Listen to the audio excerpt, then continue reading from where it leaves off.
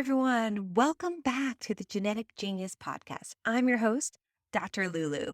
On this week's episode, Kate Mantello takes us on a crystal journey and discusses her new and fabulous book, Rock On. We discuss how crystal healing works and how you can use them to uplevel and completely transform your life. Kate Mantello is a master energy healer, international author, speaker, spiritual entrepreneur, creator of the transpersonal crystal healing modality, and founder of Evolve Healing Institute, a world-class online training platform for professional crystal healing practitioners and spiritual soul seekers. Kate's groundbreaking crystal healing book, Rock On, the Crystal Healing Handbook for Spiritual Rebels, is available at leading bookstores across the world and at katemantello.com. Hi, everyone. Welcome back to the Genetic Genius Podcast. I'm so thrilled today to have my guest, Kate Mantello. We're going to be talking all about crystals and her amazing new book, Rock On. So let's get started. And Kate, welcome. Introduce yourself. Tell us about what you do, your passions, your place on the planet. Hi, Doctor. Thank you so much for having me on today. Crystals, obviously, one of my greatest passions. I come from a background of holistic healing and crystal healing being one of my modalities.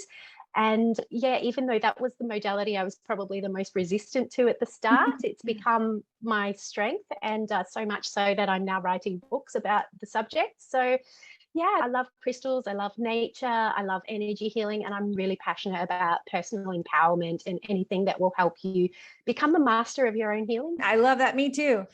Yes. And I'm sure a lot of people listening are in the same boat. We want to accelerate, upload, up-level our own power as much as we can every moment. That's right. Yeah, that's right. Yeah. So we're going to be talking today about your fabulous book. And for those that are watching on YouTube, you can see the cover here, Rock On.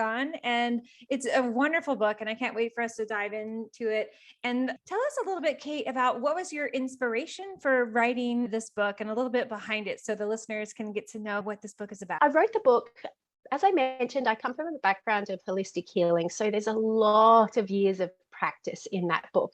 And I wrote it because I found that a lot of the crystal healing books out there weren't written by people that had actually practiced in the healing room. And it was a lot of the same repetitive information. This crystal's good for that. This crystal's good for that. But that doesn't tell you how to work with it. And has that been tried on children or pregnant women or old gentlemen? And so I found that there was a real need and a gap for someone who has actually practiced with crystals professionally for a substantial period of time to come in and offer that to the public, and not only the experience from a hands-on perspective and a real world perspective of what this looks like in the healing room, but also to empower the reader to be able to tap into those skills and use those skills that I've used in the healing room, but in the comfort of their own home.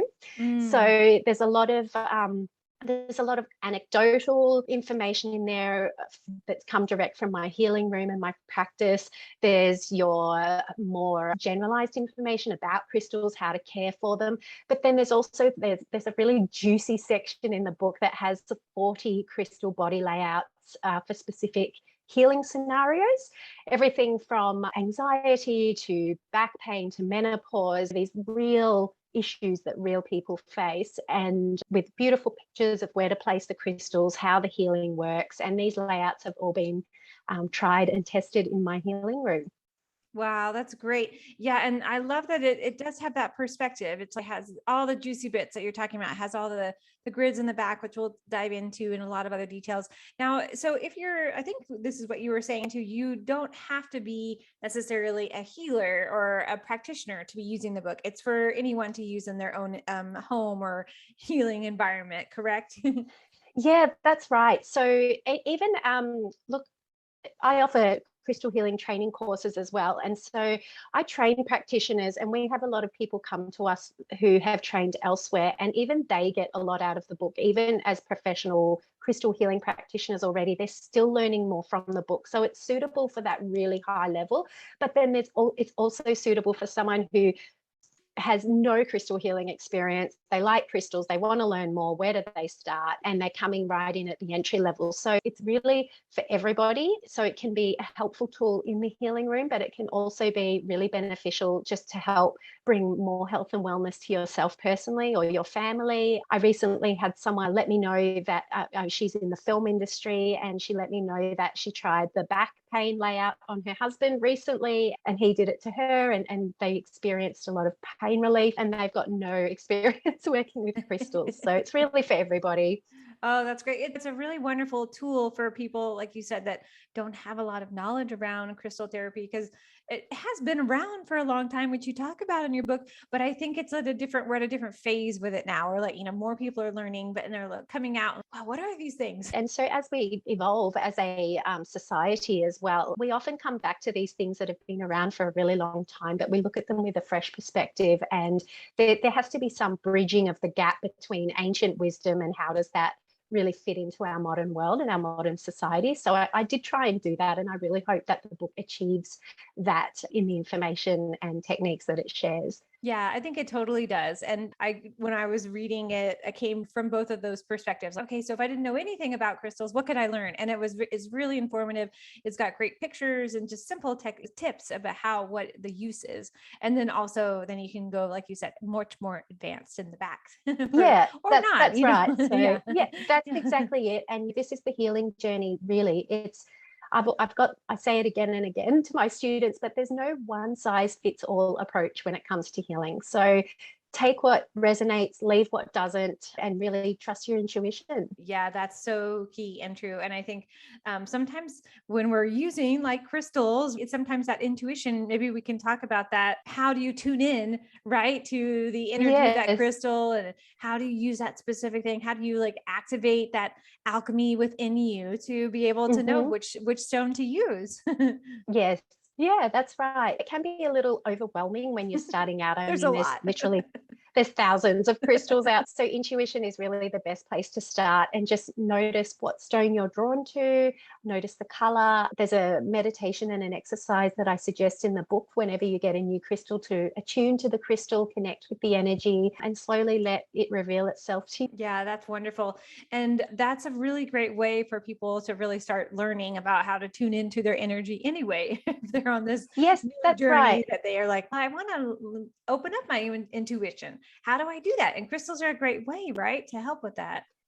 That's right. And the thing is, if we're stuck too much in the head, then we're not connecting with the heart. And when we're on the healing journey and we're working with intuition, it's really important that we listen to that gut feeling, Mm. and that those raw emotions that are coming through, and quieten that chitter chatter in the mind, Right. the programming in the mind. So I think the first step is to just really relax the mind, calm down, get into a state of meditation if you meditate, and start tuning into yourself on a more emotional and intuitive level. Yeah. So how can we use the crystals for meditation and visualization? If, say, for instance, maybe you could give an example of how you could use for a specific thing. Maybe if you're wanting, I don't know, a manifestation or something you're trying to work on, how can you use those crystals in a meditation and then for a visualization technique?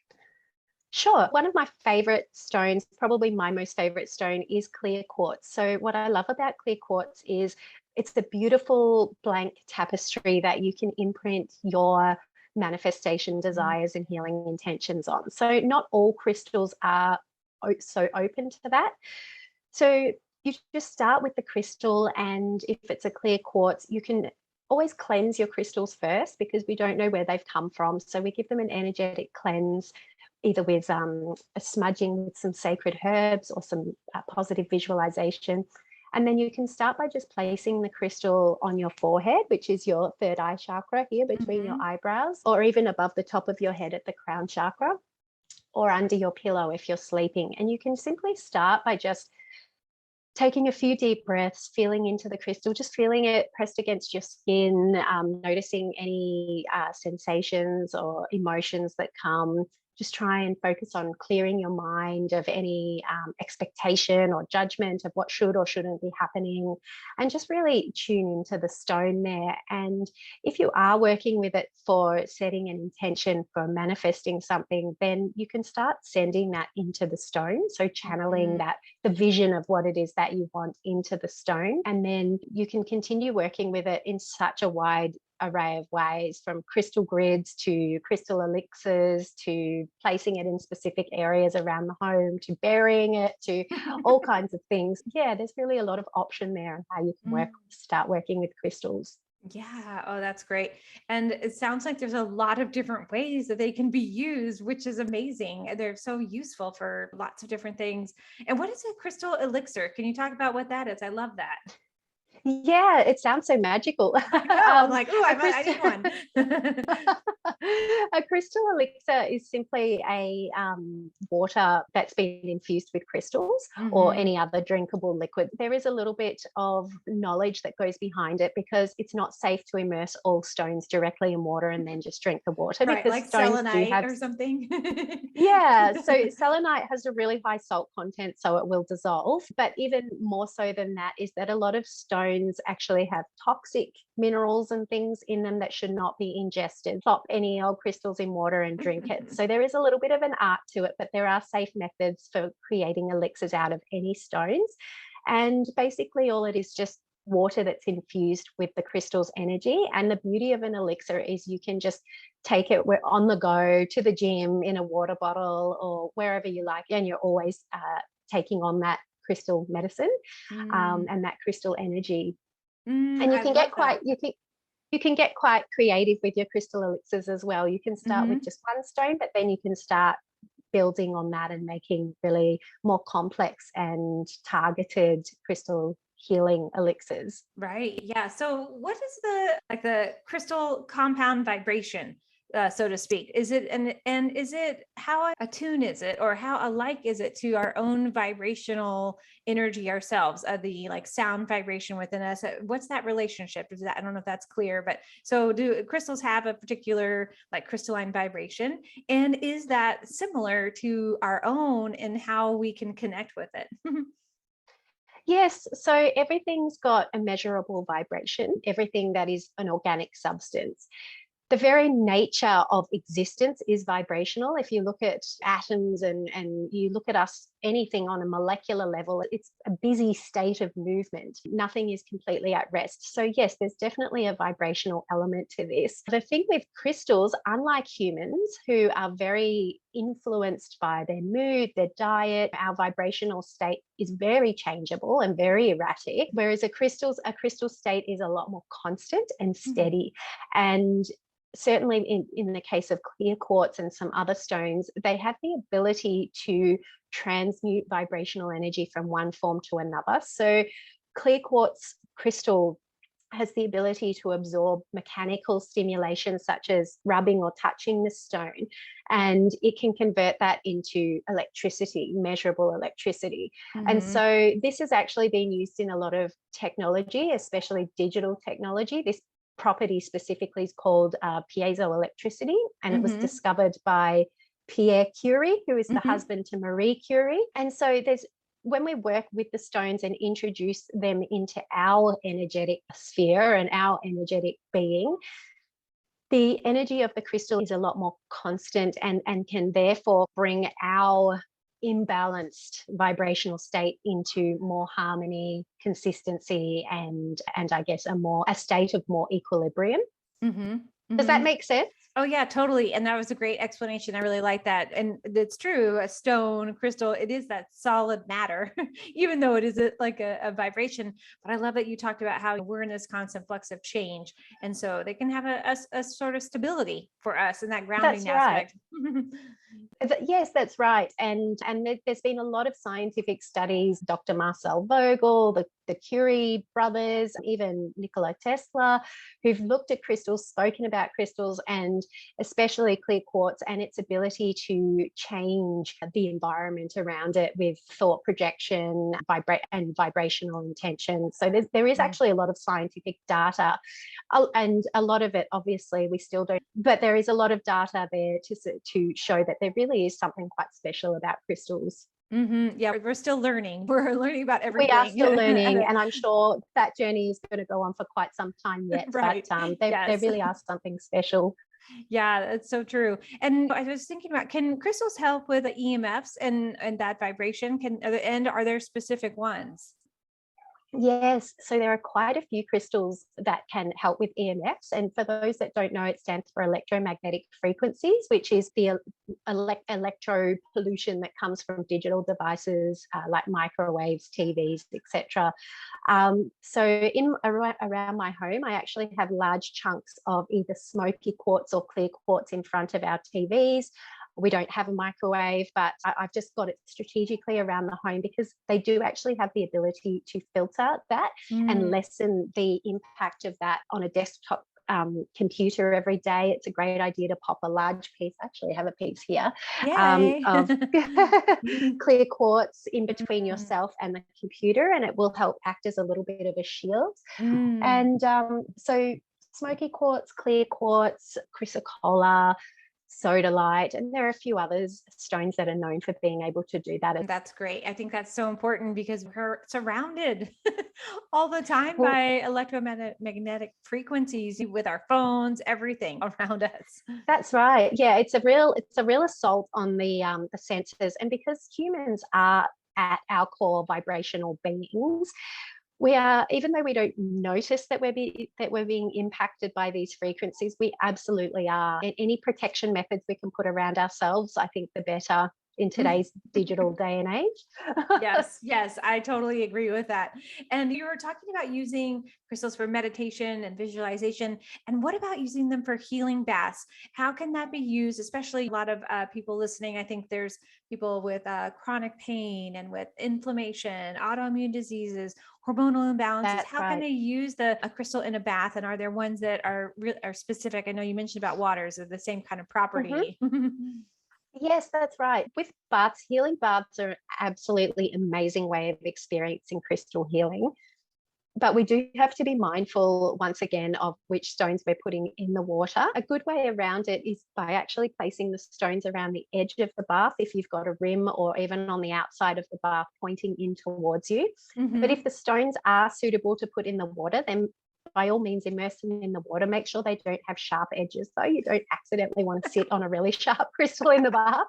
Right. Ouch. No, That'll take the fun right out of it. And then just sitting in there and absorbing that energy, and you can combine that with other things like mineral salts or your favorite oils or candles or whatever that's going to really help you relax and absorb that healing energy. But there are definitely stones specific that are suitable to use for all kinds of healing scenarios, as you mentioned, autoimmune and some other scenarios there. So there are definitely specific crystals that are better for certain things. And that's all covered in my book in the body layouts as well. So that gives a lot of direction as to which crystals are best for different health scenarios. Oh, that's great. Yeah. You have a lot of that wonderful detail in the back. I love that. And yeah, there's one that I was looking at, the cleansing and the detoxification one.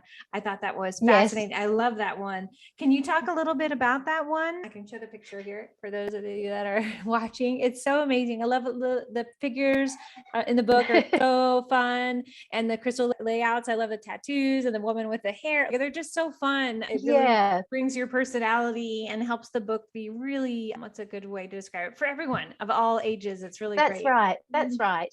So there's a bit of a stereotype around crystal healing still, a bit of a la kind of stereotype. Yeah, the hippie, like way out there. Yeah. And without wanting to completely squash that, I just really wanted to highlight throughout the book that crystals can be for everyone. They can be cool. They can be grounded and down to earth. It doesn't always have to be airy fairy. So Right. I'm not that type of a person. I'm a really grounded person. And so I really did want that to come through in the book. So it was accessible to everybody. But I love that layout. And I'm really glad, Dr. Lulu, that you asked for that one because it's one of my favorites. It's actually one of the easier ones. I believe that's in the easy layout section. It's not one of the more complex ones. So anyone can do it.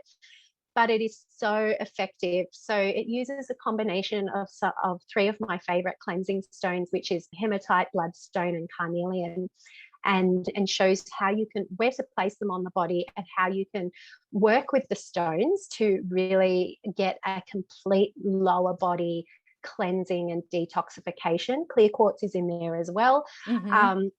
And so that particular layout is amazing for working through physical toxification. So if you've had a weekend binge, that one would be a great one to do on Sunday night or Monday morning to kind of move through everything, but also an energetic release as well. So blocked trauma, blocked energy that you've been holding on to and need help releasing. That's a really great layout. Yeah, I love it. I can't wait to try it. I was like, oh, I have all those stones and I can't wait to try this one. Oh, and that's another great question. What if you don't have the stones that are in the specific grid, or if you're just working in general and you're using, we'll talk about your freebie. What if you don't have that particular stone? Can you substitute for other stones? Yeah, that's a really great question. And I do address that a little in the book. Some stones are very unique. So an example of that would be moldavite, which actually are found in one place in the world. And it's the result of a meteorite crashing to Earth. And so part of what makes up moldavite was on that meteor. So it would be very hard to substitute that with another stone because no other stone has that same composition or that same history.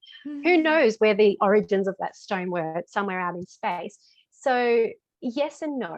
Some stones can be substituted, and it also depends on the layout as well, which I explain a little bit in that some of the layouts use a very specific stone at a specific place in the body, and it's difficult to substitute that and get the exact same result. But then there might be lesser stones in the layout that aren't so integral to the main energy of that body layout, and they can be substituted because the intention for using that stone in the layout may not be as specific as one of the main stones. Right. Yes. So yes and no, they can be substituted. And in the cleanse layout, that's actually one of the layouts that there are probably more substitute stones than in some of the other layouts. So yeah, just I do recommend trying to stick with the main stones where possible, and the minor stones in a layout can probably be substituted with more flexibility. Yeah, no, that's great. And what's a good resource that people can buy stones at? Can you talk a little bit about that? How do you know where to buy a stone, a crystal? How do you know that it's coming from a good source? And that's a big piece, I think, because we want to make sure we're not taking all the stones from the planet. That's exactly right. And there's definitely an ethical perspective when it comes to sourcing your crystals. So a lot of crystals are the byproduct of other mining, so gold mining or other iron ore mining, and the crystals are a byproduct of that. So yes, there are definitely more ethical ways that you can source crystals. There's some fantastic people on Instagram that just, they're single people, one or two people go and mine crystals themselves. There's no blasting. They're very respectful. It's literally hand tools, and they sell what they find. And so that's a great way of, sourcing your crystals.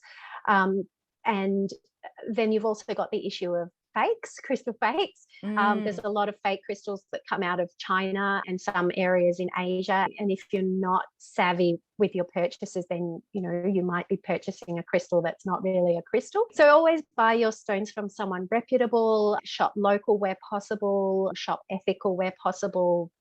I do have an online crystal shop, but I specialize in selling really high-end crystal healing tools that are otherwise really hard to get. So I don't sell like your everyday tumble, which is evolvecrystals.net. I specialize more in your healing wands and things like that are hard to get. Just shop with trusted sources. That's great. Yeah, that's great advice. And what is a crystal wand? What do you use that for specifically? So I use crystal wands to move energy through when I'm doing a healing session. A lot of crystal therapists therapists and practitioners use pendulums Mm-hmm. and or wands. I definitely resonate more with wands than I do with pendulums. So you'll see on my YouTube channel and throughout the book, I talk a lot about wands, but I'm not really a big fan of working with pendulums. Yeah, wands are used to just move energy through, direct energy. You can pull energy out of the body, channel energy into the body, and they're just a really powerful, refined crystal tool. I love it. That's great. And you mentioned your YouTube channel, and that's a great place people can go and watch specific things about crystals and learn more in addition to the Yes, book. Yeah. yeah. That's Yeah, great. I do a lot of demonstrations on that channel. You can actually watch me performing these techniques in person and up to date crystal information. Obviously, I'm constantly learning as well. So that's a really great way of connecting with me in real time as my journey progresses. Yeah, we're always learning as healers. It's part of what keeps us engaged and active, I That's think. right. Yeah, Yes, otherwise that's we get right. So stagnant. that's exactly right. So we're all on the healing journey. That's right, totally. And let's talk a little bit about personal alchemy and transformation. So, how can crystals specifically be used to up level our own transformation? Because we were talking a little bit about in the beginning. So, we've talked about like laying the groundwork for how crystals are used in daily activity. But now, like, let's go up to the next level. The next level. I love going to the next level. Yeah, look, crystals are an amazing tool to work with when you're going through shifts and transformations.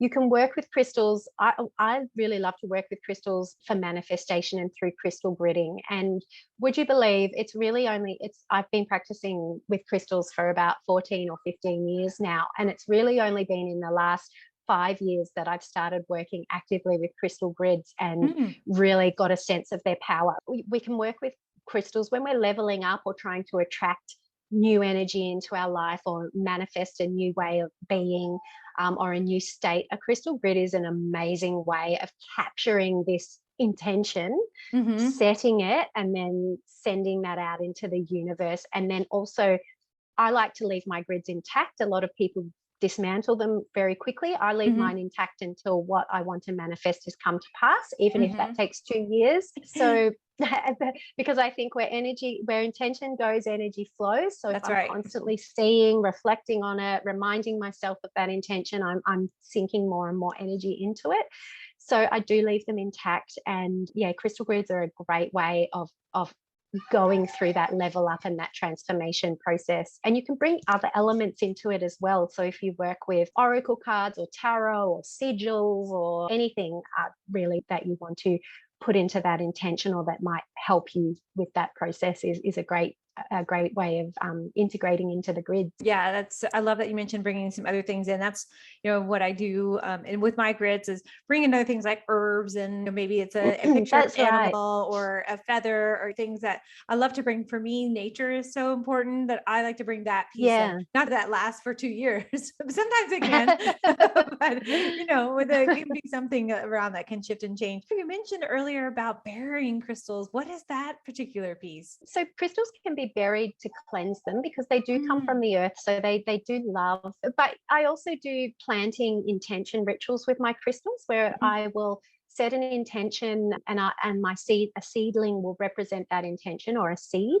I will Mhm. imprint the intention into a clear quartz crystal and put the crystal in the earth with the seedling or the seed. So the Mm. crystal has my intention and the seed or seedling is a representation of that intention growing, and I'll bury it. I'll do this at a specific time in the lunar month as well, depending on what my intention is, waxing or Mhm. waning moon, and then plant it and then water it, nourish it, and watch it flourish. So that's a really beautiful way of working with crystals as well, with intention Mm. planting.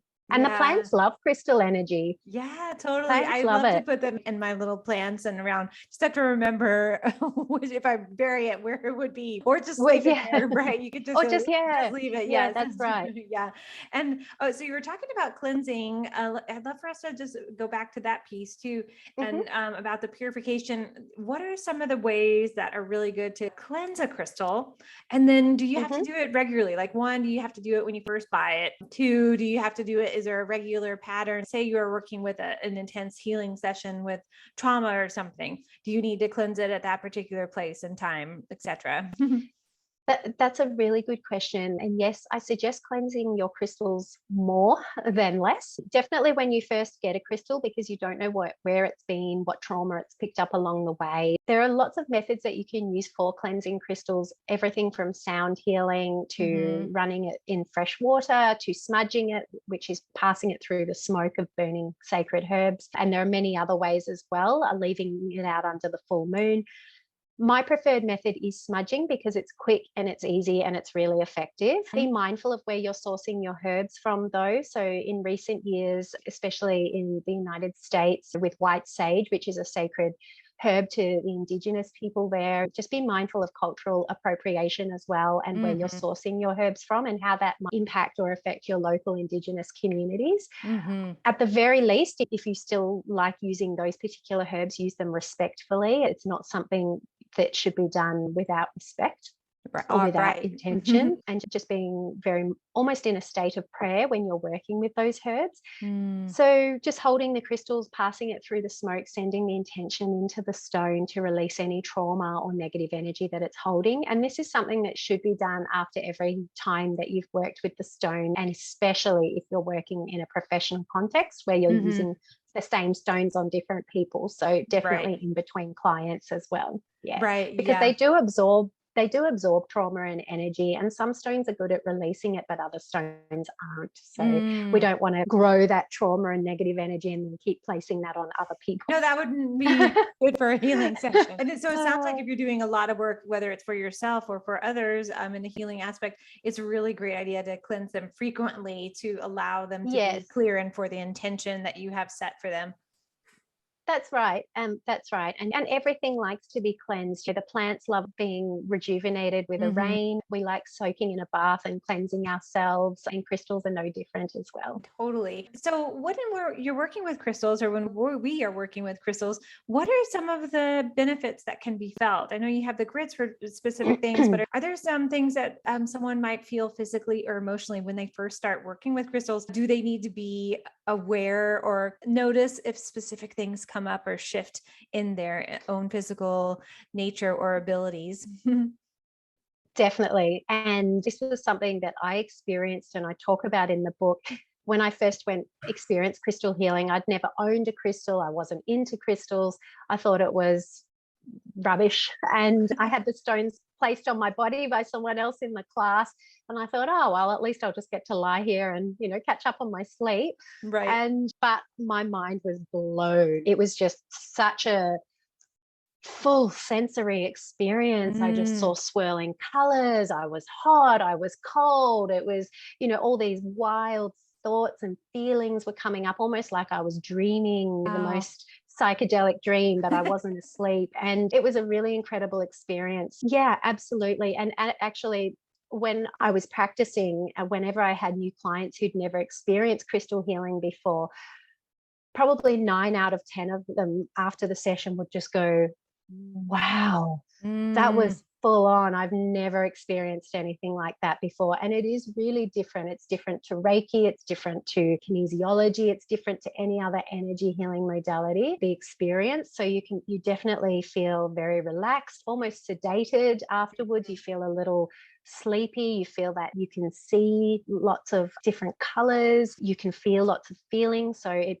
often brings memories and feelings and leads to profound realizations and triggers the change. Yeah, it's really quite a deep experiential healing modality. Yeah, it sounds like it for sure. And they're so powerful. And I think that's a really good place for listeners to understand, right? They are a powerful healing tool. About that, if you're looking for, let's say you wanted to have a practitioner work with you, is there, or, someone for crystal healing, how do you find one? Do you have a resource on your website, different practitioners? Do you need to look for someone that has, how do you know who to go to? It's like any healing modality or any healing practitioner. So what I think is most important is your resonance with that person. Obviously, they need to have appropriate training and qualifications, but you definitely have to have a rapport with that practitioner because you're opening yourself up energetically, right? On the healing table, you're surrendering to that person and that experience. So you have to have a really good connection with them and feel that energetic resonance. That can be hard to get just by shopping online for someone, but I think that you can get a sense Yeah. of that online through the person's words and websites and their photograph. You do feel more or less connected to different people. So that's Yeah. trust your intuition, look for the appropriate training. So who did they study with? There are some really fantastic crystal healing practitioner training courses out there, but there are also some really low quality ones too. You want to be sure that they've done appropriate assessment procedures, that they've worked with lots of people, that they've worked with children and a wide range of clients, unless they specialize in one particular type of client, and you're there for that purpose. And yeah, and then just during the experience, just if it feels good, if you feel like you've got something positive from it, and that practitioners really nurtured you and cared for you, then you're onto a winner. I love that. Thank you for explaining that, because I think it is, when you're looking for someone, how do you tune in to that person? I like you explained it perfectly. You'll know the vibration will be there. Like you said earlier about intuition, trust your intuition and know Trust your what you're. intuition. Yeah. That's right. And sometimes it takes a visit to that person to know whether Right. it's a yes or no. And if it's a no, then perhaps try someone else, because every person practices differently. You can't get an accurate idea of a healing experience just from one practitioner, because there are different ways that people practice. Oh, So that's so someone true. else might have a completely different approach that Yeah, resonates more. exactly. Yeah, because we're all different healers. Yeah, I can't even count the number of times I've had healing sessions. Thousands, I would say. I've had a lot of healing, and they're all different. And sometimes you can grow out of that person too. You're like, okay, now the next level, and either that you're the practitioner you're seeing, maybe they have some new training and that elevates you, or you're like, now I need to move on to the next person, which is totally fine. Yep, that's exactly right. So I think I like to approach everything in life, and especially healing scenarios, by consciously telling myself to release expectation and judgment before I go in. Because even now, years down the track, I will still go and see someone, and I have to make myself switch off from tuning into what they're doing. Why are they doing that? Right. How I want to feel after the session. And so I always have to go in and remind myself to let that go, because that actually doesn't serve in the healing space, because when you have those preconceived thoughts and expectations, then you're not truly surrendering and opening yourself to what may come. So that's so true. Yeah. I was a massage therapist and a massage instructor. And when I would go and get body work, I had totally had, okay, I'm just going to not really let my brain completely turn off so that I won't focus like, oh, I wish they were massaging this way, or I wish you would do like this particular thing. I'm like, no, they're doing their thing. They got it. They're good. That's right. Yeah, that's right. So just creating that open space to receive whatever is there at the Right. time. Yeah, exactly. It's so true. So we were talking about using particular stones for particular things. And I wanted to ask you if there's particular stones that activate the DNA that you know of or that you use in your practice.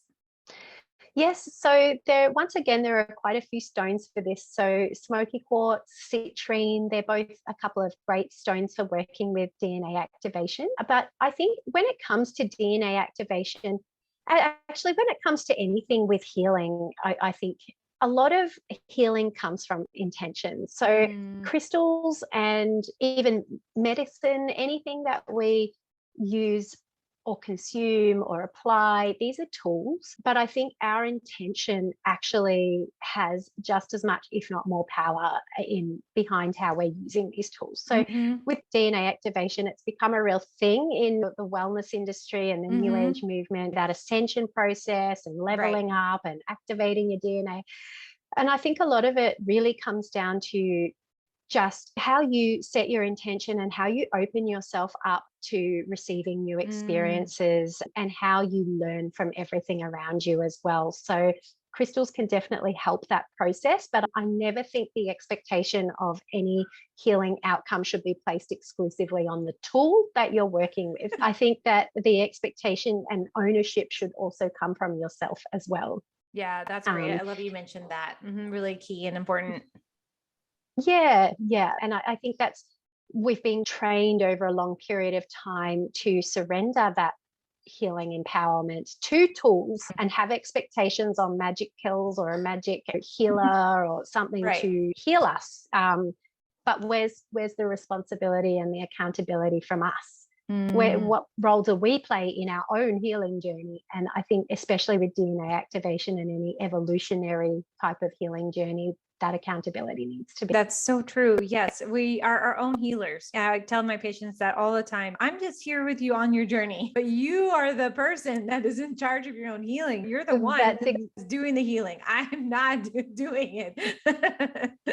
That's exactly right. Look, I think there's a shift happening. I think that there's definitely more awareness around self-empowerment and taking control of your own healing journey and choosing different healing practitioners based on what works for you. But yeah, so with DNA activation, definitely citrine and smoky quartz are great stones to work with. But I think it's also really important that you are actively seeking to better yourself, to level up, to learn from, because that's what DNA is, right? It carries our memory. It's the building blocks of our body, mind, but it also reacts to what's going on around it, and it can change. It can be triggered, switched on, switched off. And so I think we also have a lot of control over that based on how we react to life. Yeah, that's so true. Yeah, we're in control of our own environment. It's with some particular aspects, right? So that epigenetic factor is super important. And when it comes to setting intention into a stone, that it can help us when we're clear. I think that's the other, you're getting that. If we're in that clear vessel where we're working on ourselves, then the stones are going to work better. Where everything is going to work better. Everything that we put into our body. Everything is going to work better. That's exactly right. So yeah, and clarity, that's a really, thank you for saying that, because that's a really key thing when it comes to intention, manifestation work, healing work. We have to have absolute clarity about what it is, what our intention is, and what our message is, or what we're sending into the stone, because that will really, it's hard for the stone or the universe or anything to respond to us if our messages are scrambled and not clear. Right. It's like the old if we're sending out mixed messages. If you're like speaking into one tube and the message can't hear on the other end what's going on. You have to be a really clear connection. You have to be clear. So one of the 4 agreements is impeccability of word. And I think you could simplify that by saying clarity of intention. Yeah. Yeah, that is so important with everything, especially when you're asking for the stones to work with you on your healing journey, or what you really want for your healing intentions to be. That's exactly right. Yeah. Was it release? Is it restoration? Do you need to nourish your body? There's so many different things that we're looking for when it comes to healing. Yeah. Clarity. I think that's a huge word for people. Yes. Yeah. And it's actually really, it's really hard to find, because we live in a society that is so busy. So we are so distracted. Our attention is pulled in so many different directions. So I think clarity is actually becoming one of the most difficult things to really embody and grasp, but it's so important for so many reasons. And yeah, I think if we can attract and embody more clarity, and clear quartz is an amazing stone, clear calcite as well, for helping us work with clarity and I guess crystallize our thoughts and intentions more sharply. Totally. Somebody told me this a long time ago about clear crystal quartz, that when you see the patterns inside the quartz, that they change over time. Is that true, based on their their crystal formulation? Does that change over time within? Yes, it can. And crystals are, Nikola Tesla has a saying, crystals are living beings at the beginning of all creation. I believe that's what the exact quote is. And I love that, because crystals are living beings. They do change over time. They do amazing things, like they self-heal. So you'll notice a crystal that's been snapped off. Let's say it was a long point and the point was snapped off. Over time, it lays new crystals, and where the break is, there'll be all these tiny little new crystal points forming inside the crystal. Yes, it changes and shifts as well, and that's really quite amazing. And I think that's why they're so great for working with from a healing perspective. And this is why I'm really drawn to raw, natural, asymmetrical crystals. And that is because the energy that they contain is very similar to the energy that we hold as we come through life. No one comes through life without trauma, without shifting, changing. We change our style, we try on different personalities. And everything about us tells a story. And that's what I love about working with these stones. So a lot of people might look into a stone and see a chip and think that's a flaw, and they might choose not to buy that crystal, whereas I would choose to buy it because this stone, to me, I look at it energetically, not as just aesthetically, energetically. And I think this stone sustained a trauma. It's healed from that trauma. It's got this crack, but now it's got beautiful rainbows inside it where the fracture has caused this prism-like effect. That really teaches me that from traumas and from my flaws, I can actually create something even more beautiful within myself and use that as a learning opportunity to be better, do better. Yeah, I think they have the changeability of a stone has a lot to teach us, and a lot mirrored in our evolutionary journey as well. Oh, I love that. That was so beautiful. That was a really great place for us to like wrapping up as we're finishing our discussion today, because I think that was a great place to recognize and be aware of the beauty that all the crystals have, especially the ones that are in a different form. We see sometimes it's like the perfected ones, right? But they perfectly all have, polished, perfectly shaped. Yes. And it looks great, but to me, that's a mirror of an aesthetic society and that need to externally be polished and perfect. But it's we're not not a like true that. representation. We're not like that. We're beautiful, and I love that, and I wouldn't want to take that away. Exactly. Yeah. So that's a wonderful place for us to end our conversation today. I have one great question left, and then we'll talk about how people can find you and all your amazing things, how they can get a copy of your book, etc. So if you had an unlimited budget right now, what would you do to make the biggest impact on the planet? Oh my gosh, I wish I had some warning for this question. Oh my goodness. I actually think, and we've spoken a bit about it, my goal, and I think that there's a lot of disempowerment in the world. I think we're constantly feeding the victim mentality back to people. We've lost the ability to grow our own food. We've lost the ability to heal our own bodies. We're very disempowered now. And so I actually think the key to a much better, healthier planet is actually giving power back to people, and people becoming less dependent on corporations and these entities that really don't have our best interests and personal empowerment at heart, and breeding more empowered, connected societies. So if I had an unlimited budget, I think I would invest it in something that is going to help empower people and create more accountability for people. Love it. That's great. Ding, I don't know got what that that one. would look like. Yeah, that'd be some kind of community empowering. Yeah, I love that. Some kind of community empowerment, connection, resilience, and less reliance on the establishment and these very unhealthy bodies that govern our world. Yeah, I think we're getting back into a bit political here, but no, that's good. Yeah, get it out. Yeah, no, it's good. I think that community, we're reestablishing how important that community, because our society used to be all about community, every piece from taking care of your children to food to everything. And then now we're just so individualized with fences and cars and all of it. That's right. And we're told what to think, what to eat, what to learn, what to everything. And I would really, maybe I'm just a big anarchist at heart. I just want to break the whole thing apart and just create a new system. That's what I do. Okay. Break the current, build the new. I love it. Yeah, I'm all about anarchy. That sounds great. We need it. We've been having it for the past 2 years, I think. So we're seeing a shift for sure, but we'll continue to see a bigger shift. So Kate, how can people find you, your website, follow you, get a copy of your brilliant new book? So I've got a couple of different websites, but a great landing website is just katemantello.com. And from there, you can navigate really easily to my online crystal shop, my online training institute, where I offer crystal healing and other healing courses from beginner right through to practitioner level. And there's also a couple of links there for buying my book. So the book is actually available worldwide. It's on Amazon, Red Balloon, Booktopia. I believe it's also in Walmart in the US. In Australia, it's in Big W and some other department stores. So just jump online. It should be quite easy to find if you look for ROCKON by Kate Mantello.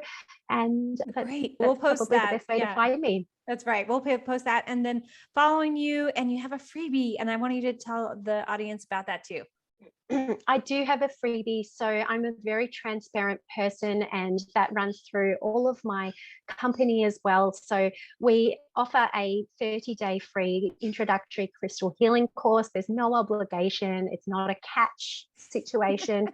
And, there's so much of that out there. We don't want to contribute to that. So it's a legitimate 30-day. You can try this free course. There's a training video there. There's printable downloads. There's a crystal quiz. And it's a really great introduction into my top 10 healing crystals. It also gives you a taste of what it's like to study with my institute, Evolve Healing Institute, and how the online learning portal works. And if at the end of it that you want to continue, you would like to continue, that's great. If not, that's great too. And you've got some amazing crystal knowledge all for free. And love it.